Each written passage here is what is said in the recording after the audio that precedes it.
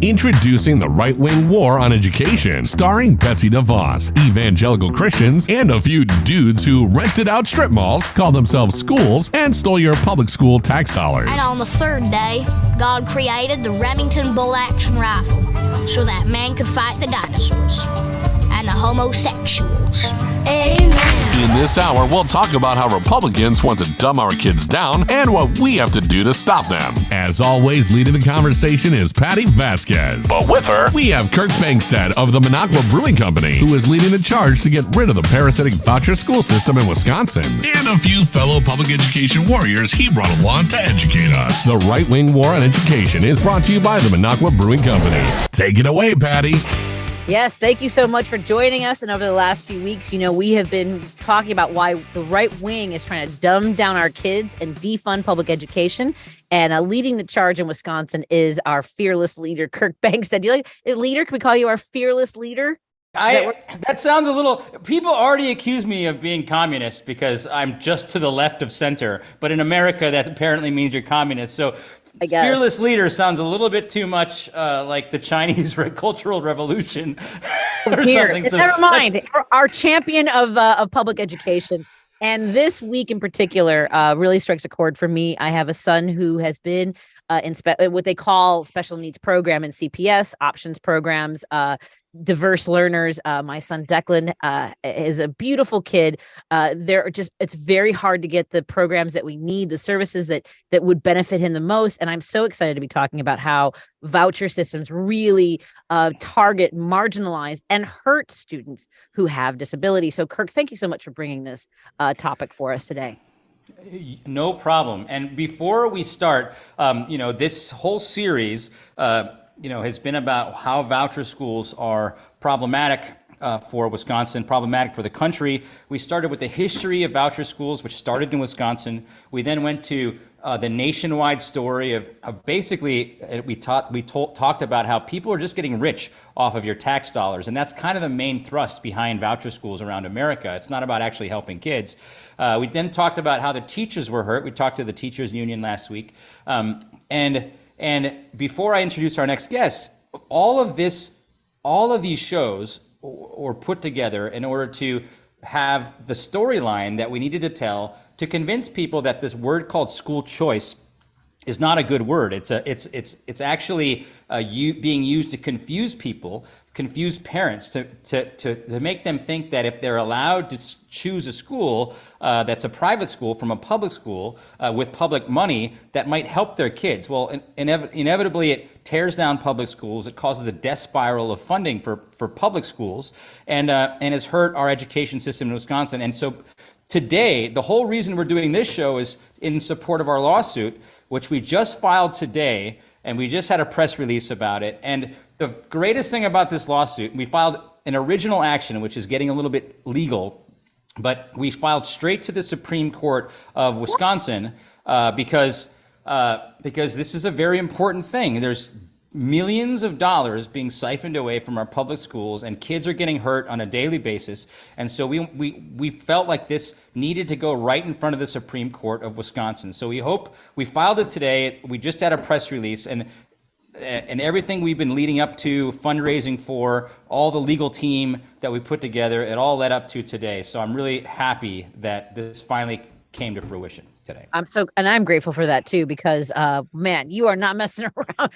You know what? I'm just going to go to the Supreme Court. Let's just cut this. So, it's the help of my lawyers. I don't know anything about these things, but I found some good lawyers. So, okay. So with that, give us our title for today's episode. So the title for today is Wisconsin Vouchers and Special Education, How Kids Are Kept Out, Kicked Out, and Not Served.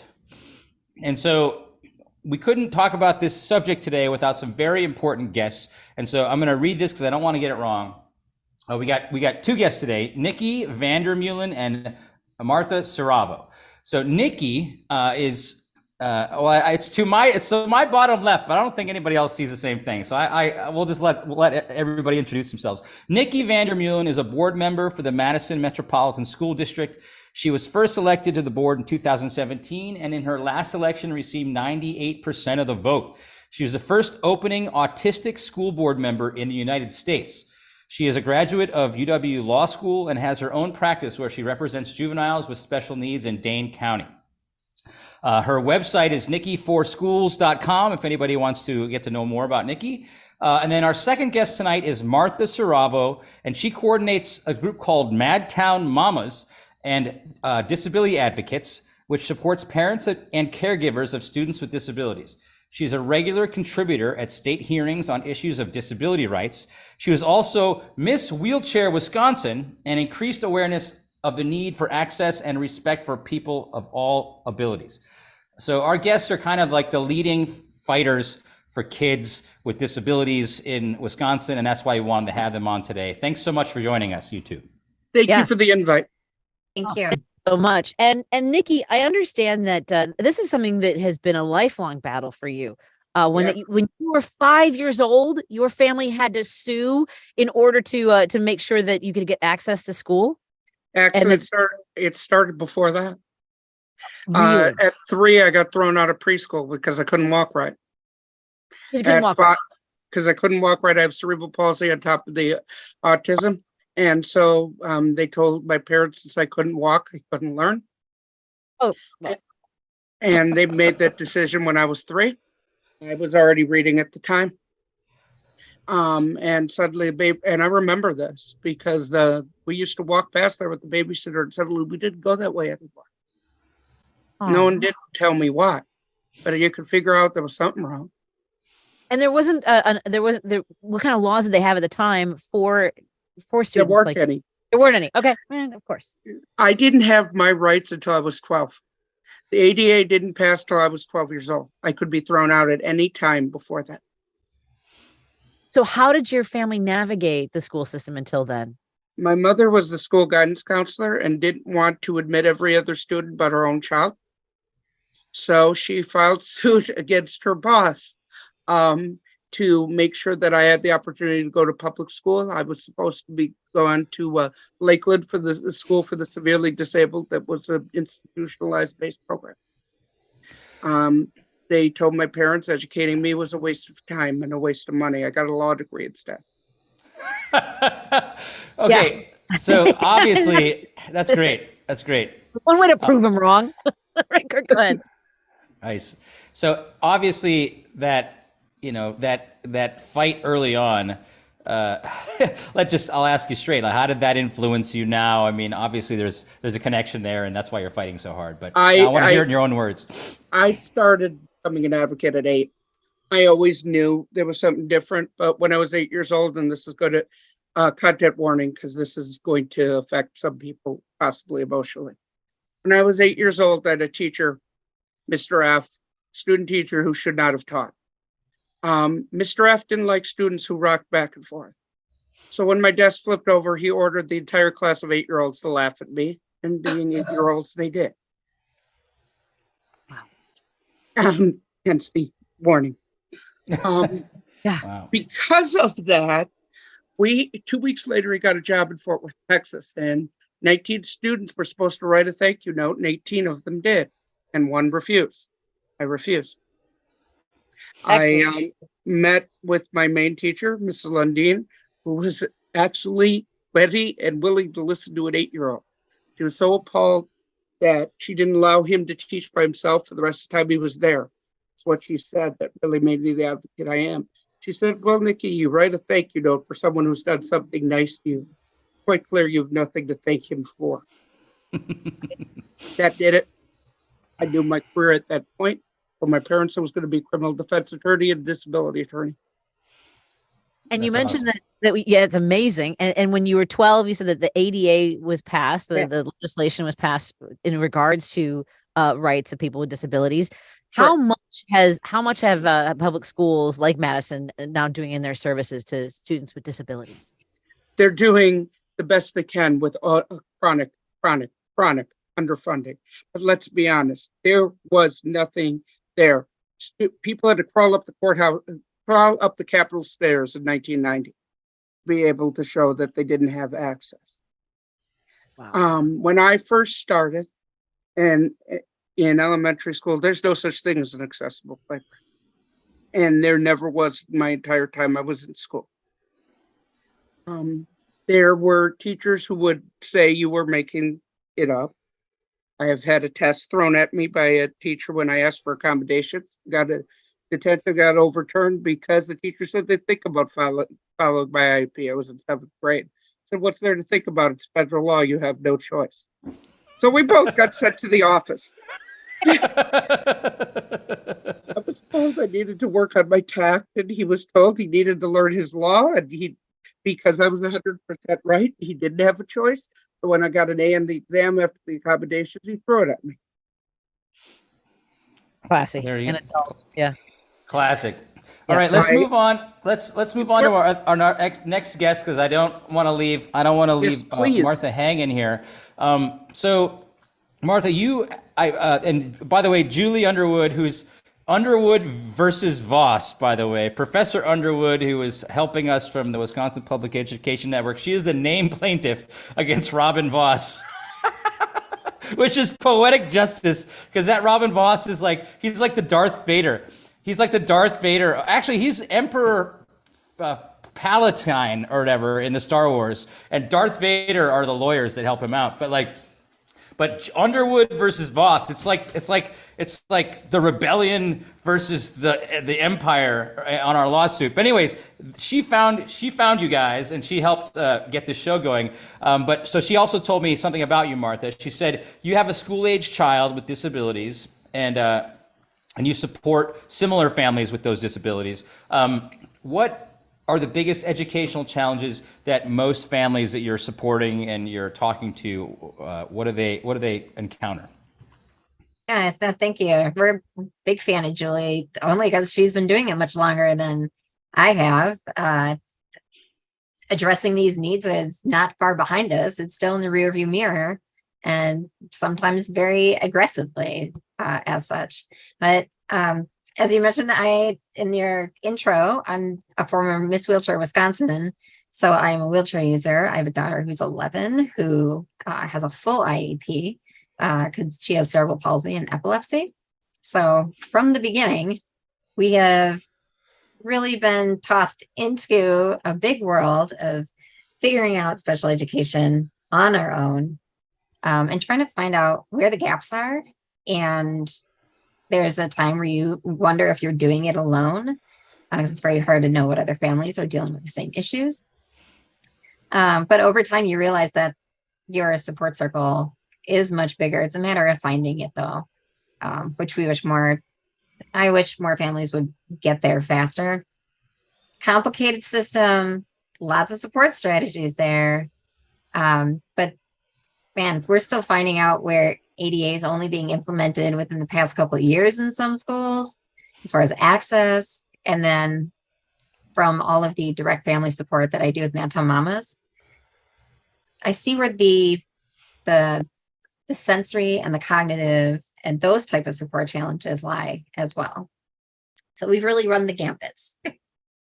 I would say too, I mean, when I families like ours, individuals like us are in a constant state of emergency from the moment of diagnosis. And so and for some reason, this system is already so much harder for people who are so at their wits' end to begin with. And I think, Martha, wouldn't you agree? One of the biggest challenges is actually, one, even knowing what your rights are, right, Nicki? And then finding out who can help you with that, right? Yeah. And trusting someone who fits those roles, because there's so many questions and you're figuring it out day by day. I 100% agree with that. And it's like when I got into this, and I'm not sure how you've been through a lot of it as well, but when you're in there, once you have that peer advocate in the room, the whole dynamic changes because you no longer feel alone. And there's just so much that you need to decompress and understand after the fact, but you really become an expert, but not without a significant amount of work. I hear you. Well, this is I'm glad we kind of both were able to tell your stories a little bit so everyone can understand kind of where we are here contextually. But we still are talking about voucher schools. We're still talking about a severe lack of funding for kids with special needs. And so I wanted to ask, let's start with Nicki first. So I got a little bit facts here that I wanted to throw out. Wisconsin has not increased its state spending on special education in decades. The reimbursement rate to local school districts has plummeted from 70% to as low as 26%. And in the last budget cycle, and that budget promised a raise to 30%, which is still terribly lower than it seemingly was a while ago, but that it might not actually be funded even at 30%. And schools must be hurting from this disinvestment. Nicki, what's happening? I mean, how does the rubber hit the road when we see 70% reimbursement rates for special education moving down to 26 to 30%? What does that mean for schools? What it means is that kids will not get what they need, because legally you can't cut special education, which means you cut from the general fund. And therefore there goes the math team, there goes the football team, there goes any social programs. And what it does is it's going to it's going to contrast kids with disabilities versus kids without. And people are going to say, well, why do we have to fund them? And it will create an absolute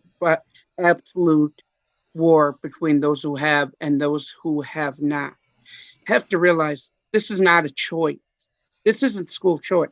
This is a purposeful bankrupting of the education system by running a two-tier education system in which one you prioritize, where the public one who takes the majority of students over thousands upon thousands of students, but we don't fund it.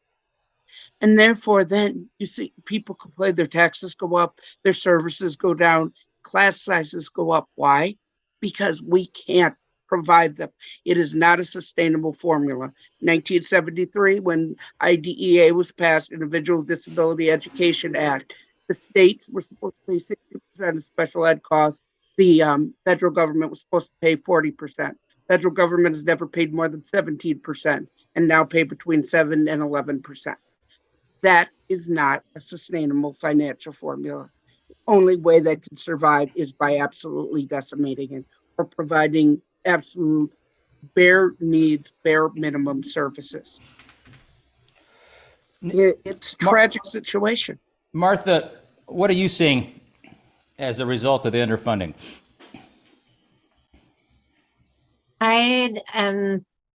It's hard to take in the teacher shortage that we have going on, which is, I think, first and foremost, that we're slapped in the face with every day, because there's sometimes where we get SEAs that are calling in, no idea why, but the SEAs are part of the direct support that are supporting our students with disabilities. So honestly, that's the one that concerns me. Say what an SEA is so people understand. Special education assistant. Sorry, that was kind of obvious. Their implementation, I mean, their direct support is where the IEP really takes place. And so when we are putting stuff in there in order to enhance a student's ability to thrive in a school, we're directly talking about what's happening in the classroom. So when it comes down to like Madison schools won't actually do one-on-one support. And I think a lot of districts in Wisconsin don't do that as well. But in a way, if we did that proactively of saying, let's do this and create some good routines and let's understand you as an individual student, we can grow from there. And maybe we might grow out of a one-to-one. Maybe we'll, be able to be more independent during the day. But right now, that's not where it lies. And the budget doesn't call for it either. If we were to fund disability education fully, we would save about $1 billion a year on the state. And to that's explain, not $1 million, that's $1 billion. Billion. Tell folks why that is, why we would save $1 billion. Very simply, the money would actually go to the students. It would actually fund the programs because the federal government would be paying their fair share, which is required under IDEA. And the reimbursement would be at least 60 to 90%, 90% being the ideal, between 90 and 100%. Right now, we have a system which is between 25 and 33. There is no way that can survive. You just can't. So what you do is you find the people who are the least disabled, and those are the ones that go first. Those are the ones they get rid of first. And then they get rid of the most disabled, because they take the two extremes and keep those in the middle. Unbelievable. Wait, let me make sure I understand what you're saying. So if Wisconsin funded our special needs programs adequately, then it would click in federal funding that would make it less expensive for Wisconsin taxpayers to actually serve special education kids.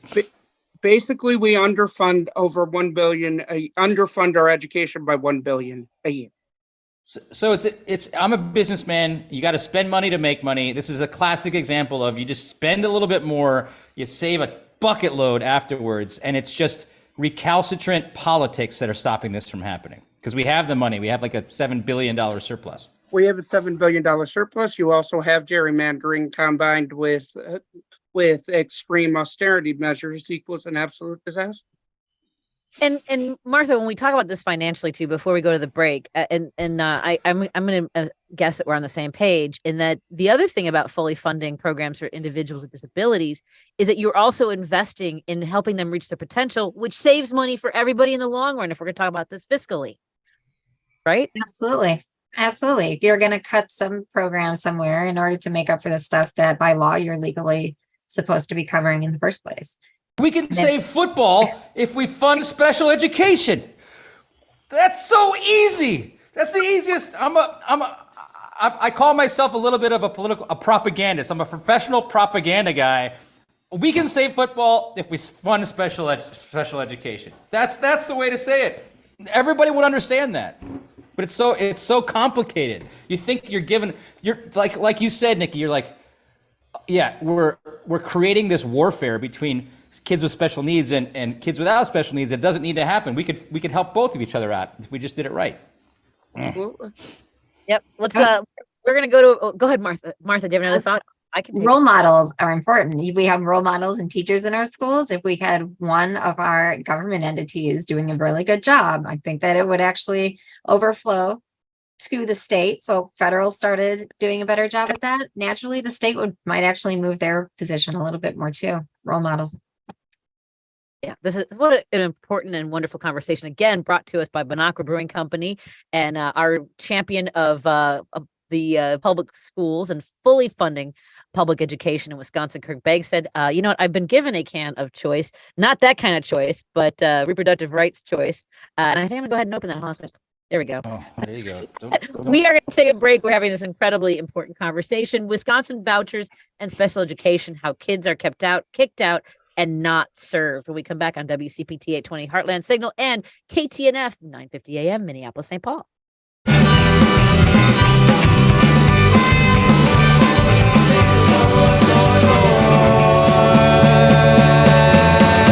Won't you let me die? And now back to the right-wing war on education.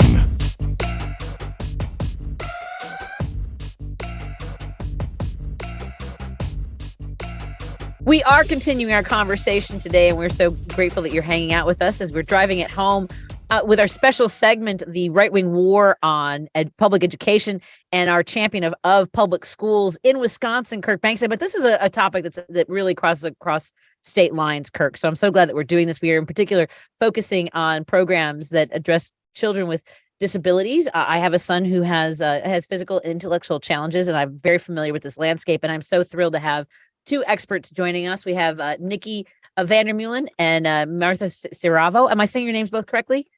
Yes. Excellent. Siravo. Vander Meulen. I don't know. Vander Meulen is how it's pronounced in Dutch, but we use Vander Meulen. See, there we go. And Bangstead. Hey, Kirk. Take it away, Kirk. All right. So, yes, it's hard to be serious, even about serious topics, because we have jolly people on the other end of the Zoom call here. Okay, so we talked about we got these our two guests kind of context for why they're fighting hard for special needs kids in the beginning. We started talking about funding and how we're way underfunded in the second segment, and how that's screwing up, schools, not just special needs kids, it's screwing up schools in general because of how the money is outlaid. This third segment, we want to talk about the voucher program, and there's like 4 or 5 in Wisconsin.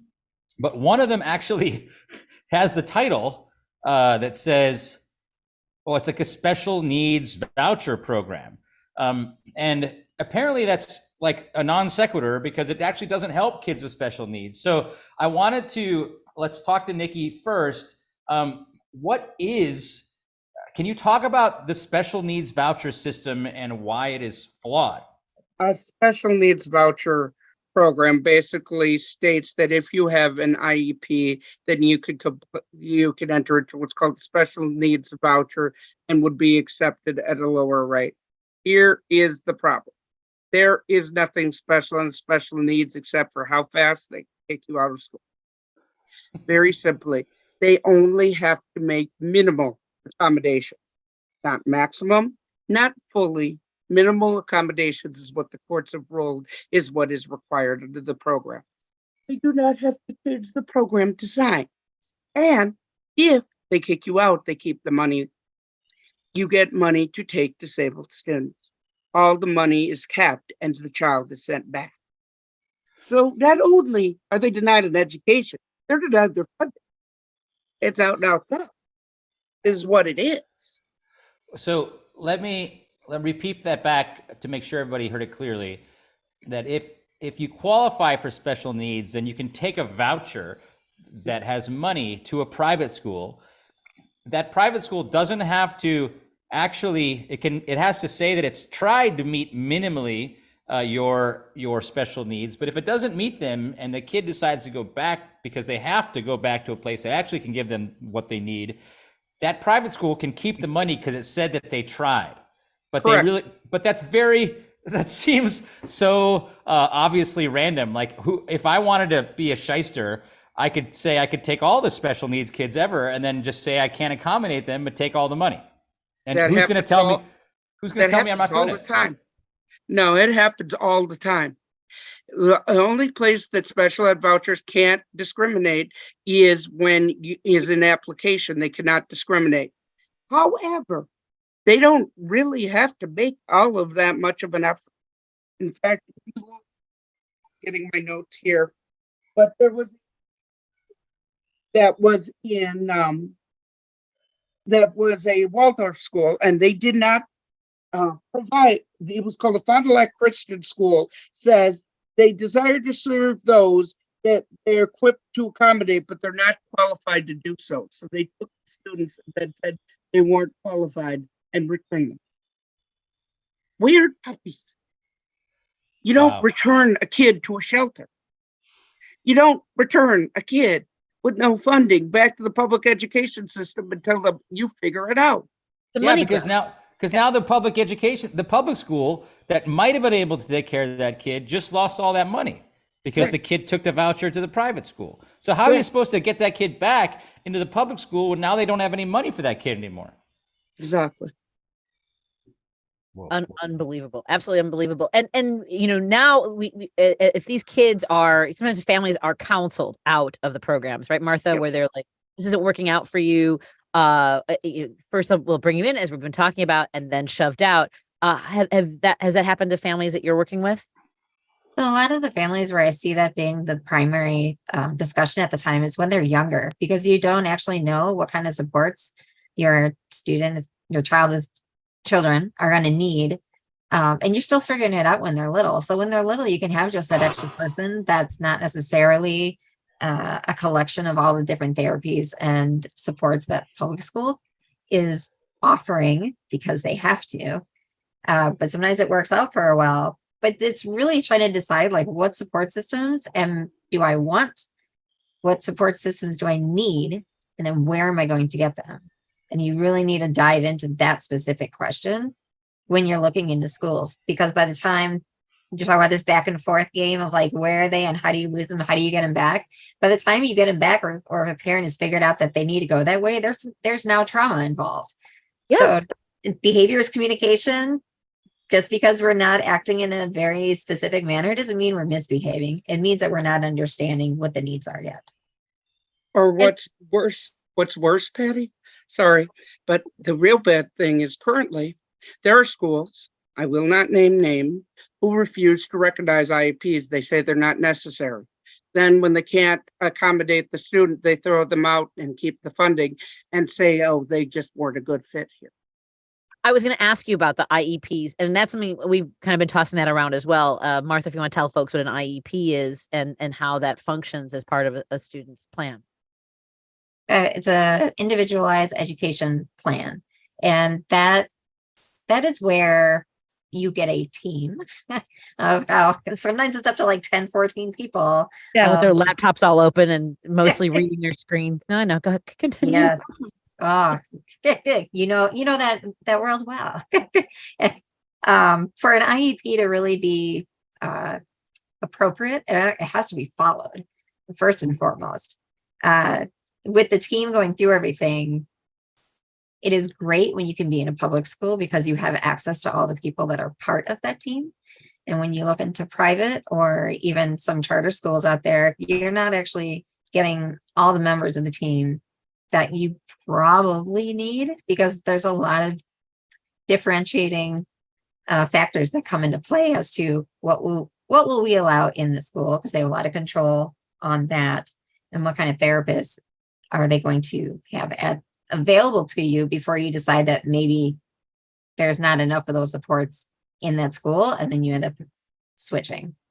The IEP must be made up of 2 parents, 1 LEA, which is the local education associate, which decides the funding, one regular classroom teacher, at least one special ed teacher.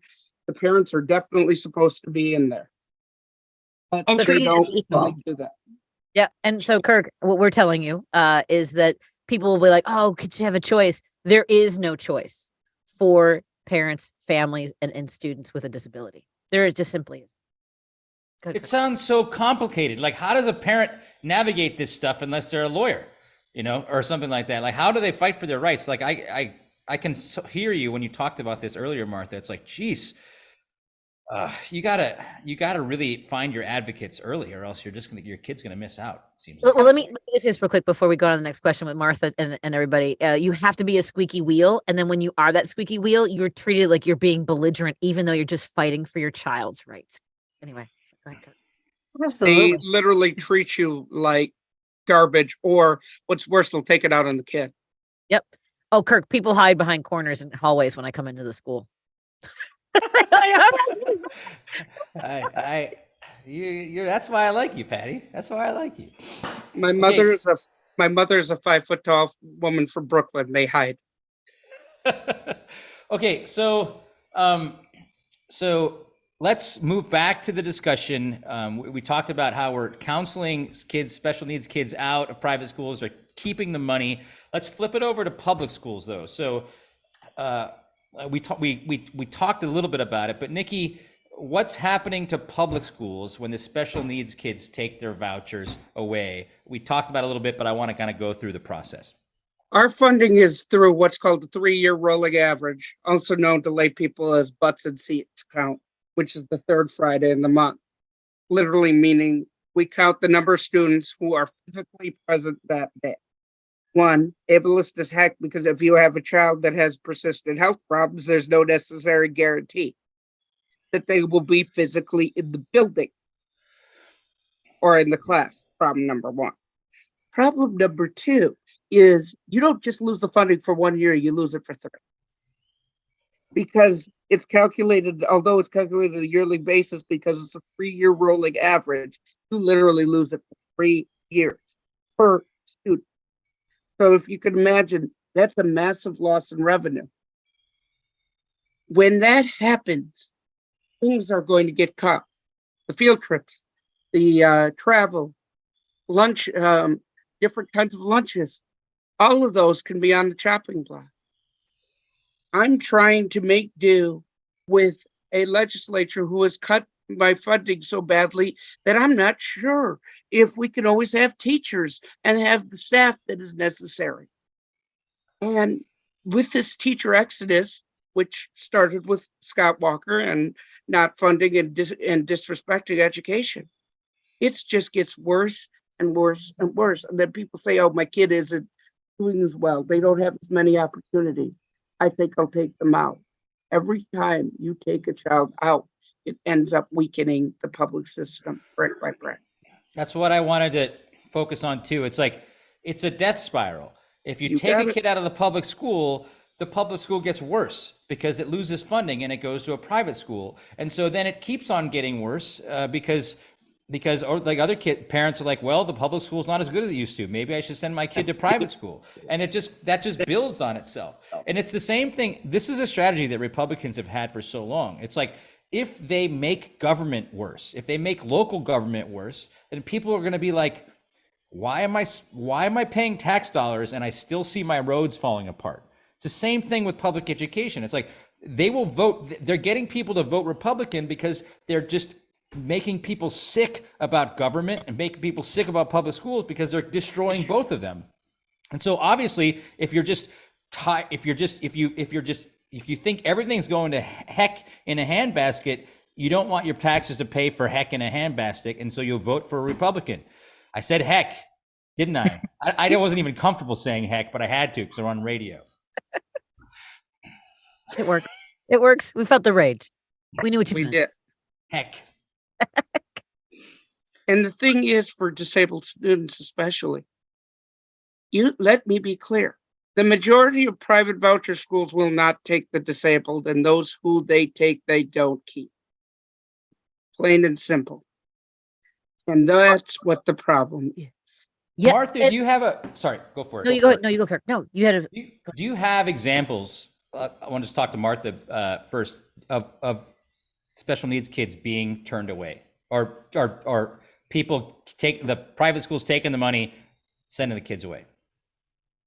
So I am working with a family currently where there's actually a charter school that did exactly that, because this family started off in our district and they went to this accredited school for reasons that the school was created for. Quickly found out that there is a lack of supports for kids who need more sensory support, because it turns into, they think it's a behavior problem.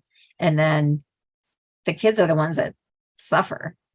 It doesn't go anywhere after that. It just continues to get worse. And so when this family came back into the public school, they were dealing with, as I mentioned before, you're dealing with mental health trauma of what happened previously and the trust issue of, can I trust these people again in a different setting when we found out that we couldn't there?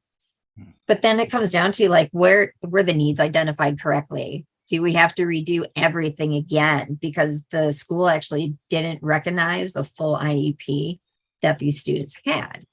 So they only pulled out different pieces out of there that they were going to accommodate for.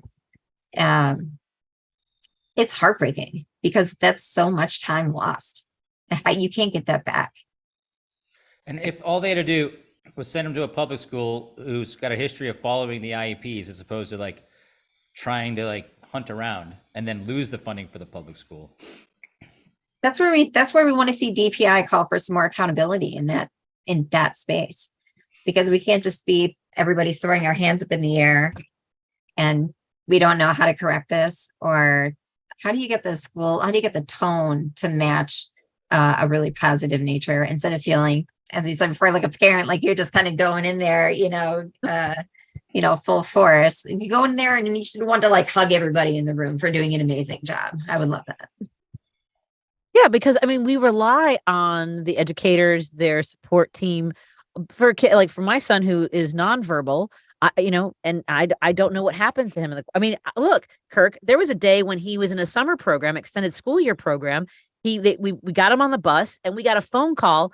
Mr. and Mrs. Vasquez, first of all, your son's okay, but he was taken to the wrong school and he couldn't tell them he was go ahead. Nicki is like, Happened this year. This year with the bus system. They did. Yeah. And we have no letterboard on the bus. Yeah. Dealing with it right now. Yeah. And the thing is that like they had to go through his backpack and they didn't know who he was. He couldn't tell them who he was or where he belonged. And believe me, I was apoplectic.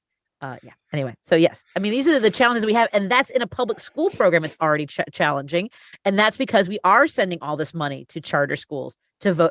Whether it's scholarship programs, we call it in Illinois, and it needs to be fully funded. I don't know who wants to take this, but I know this is one of the questions we have: is do you feel like Wisconsin has the potential to move in the right direction for students with disabilities, having a governor who is liberal, and now you have a Supreme Court that hopefully will move in the right direction as well?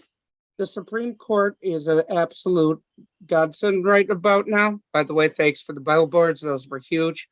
Kirk, I appreciate, but let's be honest.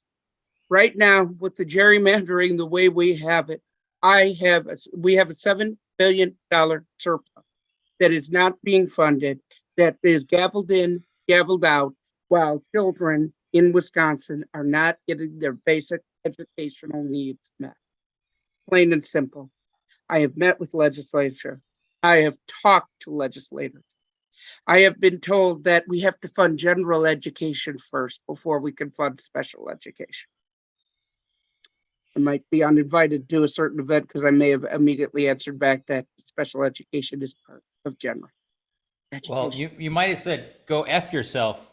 I would have said, go F yourself immediately after that. And that's legal on radio. I considered, but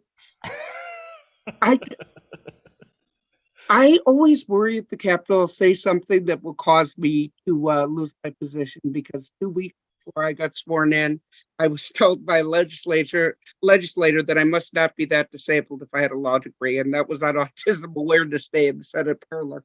So Here, can I go up there? I'll go up to Madison. Where do I go? Point me in the right direction.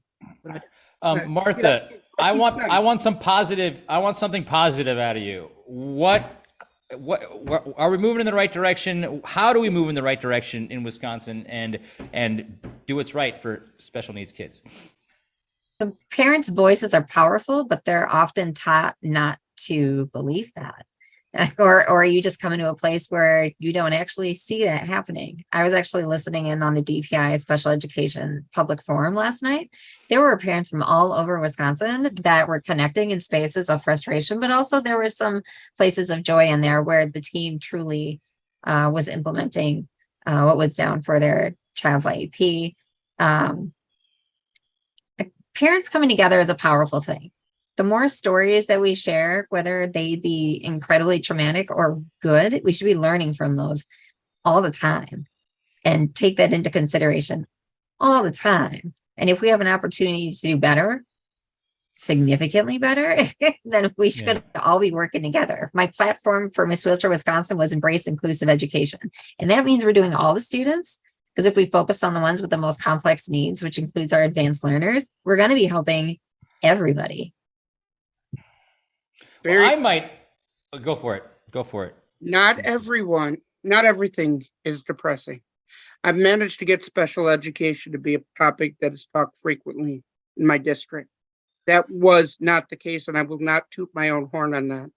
The advocates that came before me, Anna Moffat, our disability ombudsman, who has a son with disabilities, and many others. But having someone with disabilities openly speaking on the board and saying, I will do what needs to be done. I will call you out on it. No, a 15% test score is not acceptable on a state test. No, not providing accommodations will not happen. Not cannot, will not. And I will follow it. Thank you very much. Unfortunately, it does get me, well, you know, I tend to get a little passionate about my cause. But very simply, I want everyone to have the opportunities that at least I had of my parents working to get me into school. I was told by my state disability counselor that I should be happy with being paid $2 an hour sub-minimum wage, working at Goodwill, and I should be happy with it. And that was with a law degree. I've had my firm for 17 years. Wow, that's such a story. So along with parent power, along with making strides just in advocacy, we also need to get our state ungerrymandered. That just got that's an original action as well. The Supreme Court just accepted that, I believe, today.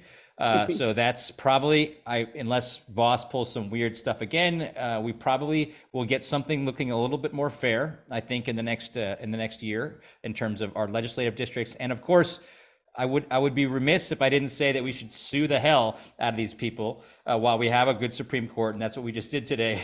So hopefully the results of our lawsuit will even things out a little bit and will actually dismantle the voucher school system.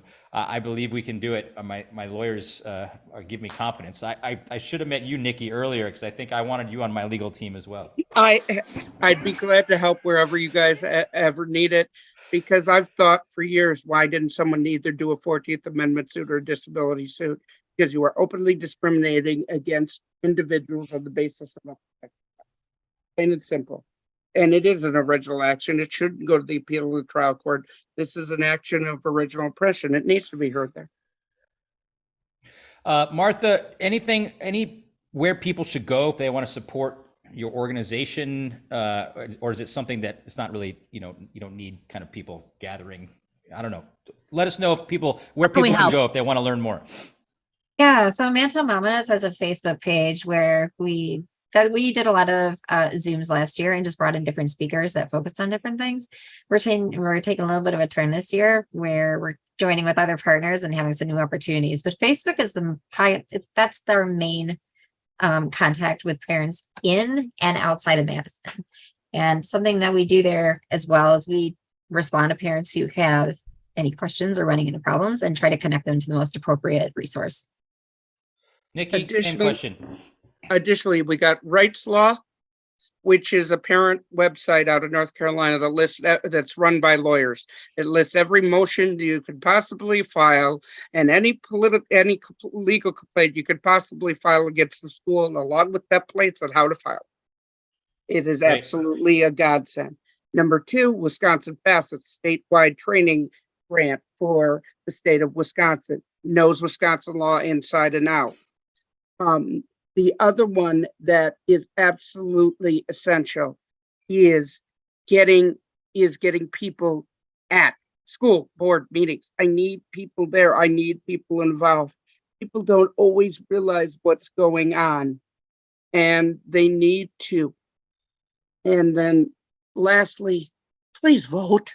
Yes. Yeah, really. Yeah, I hear you. Well, thanks so much, guys. This has been my most favorite show, I think, out of all that we've done, for sure.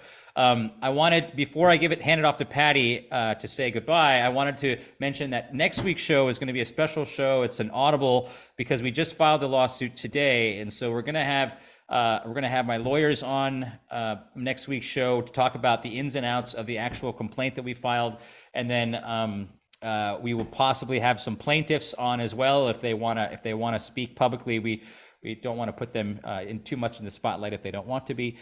So that's the show for next week. But Martha and Nicki, thank you so much for being here. It's been wonderful here, and you've opened my eyes up a lot. I mean, I've been an advocate, but I didn't know all the ins and outs. So I really appreciate hearing your stories. I appreciate the invitation, and I'm thrilled to participate. And Martha, it's always great presenting with you. And I look forward to collaborating with all of you. Martha, Nicki, all amazing. Thank you so much, Martha, too. Absolutely. Thanks for having us. We're all about disability not being discriminatory in and of itself. When other places are, we're here for it. Absolutely. Thank you all so much. And thank you for everyone watching and listening on WCPT 820 Heartland Signal and KTNF 950 AM. Mike Croots up next with Devil's Advocates. Have a great evening, everyone. Be well. Thank you, Alejandro and Matt Cummings and everyone here making this happen. You're listening to The Right Wing War on Education, brought to you by the Minocqua Brewing Company.